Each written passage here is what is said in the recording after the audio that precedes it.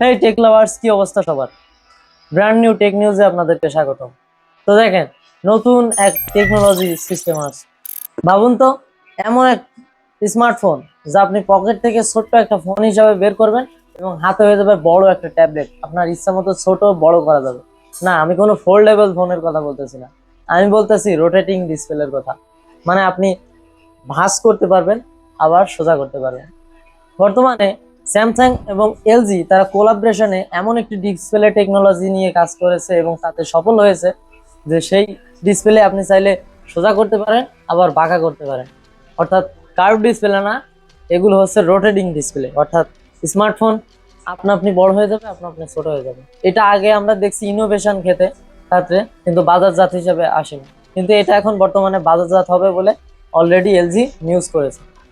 তো এই ছিল রোটেটেবল ডিসপ্লের কথা। তো বিষয়টা কিন্তু যারা বিশেষ করে একটু এনথুজিয়াস্ট লাভার আছেন তাদের কাছে কিন্তু বিষয়টা খুবই ভালো।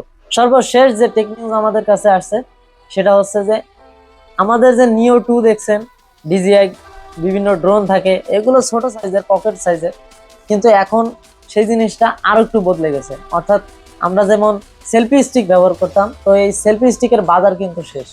তো এই সেলফি স্টিকের বাজার শেষ সেই জন্য, কারণ সেলফি স্টিক যে আগে আমরা ব্যবহার করতাম যে কাজে, ঠিক সেই কাজে এখনকার সময় ছোট, এত ছোট ন্যানো টেকনোলজির ছোট ছোট রোবোটিক ড্রোন তৈরি হয়েছে যেগুলো আমাদের চারিপাশে ভিডিও করবে। ভাবুন যে আপনার পকেটের ভিতরে সামান্য ছোট একটা ড্রোন থাকবে, যেমন আমার নিও 2 ছোট একটা ড্রোনই, তারপরেও ওর জন্য একটা বাড়তি ব্যাগ ব্যবহার করা লাগে, অনেক বেশি হ্যাসেল পোহাতে হয়।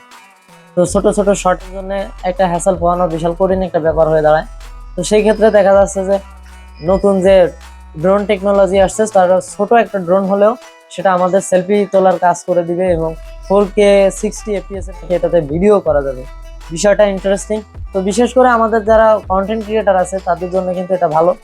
আর আরবিসি টেকনোলজি আরো বেশি উন্নত হতে যাচ্ছে, অর্থাৎ এটা আরো বেশি লাইট ওয়েট হতে যাচ্ছে এবং এটার কোয়ালিটি আরো বেশি ইমপ্রুভ হচ্ছে, যেটা এখন আগের মতো আর লেটেস্ট বা ট্রেনিং দেওয়ার জন্য এত বেশি হ্যাসেল পোহাতে হবে না। সে ডিরেক্টলি আপনার ভাষা চেঞ্জ করে দিতে পারবে। তো কন্টেন্ট ক্রিয়েটারদের জন্য হয়তো বা ভালো একটা সুফল বয়ে আনতেছে।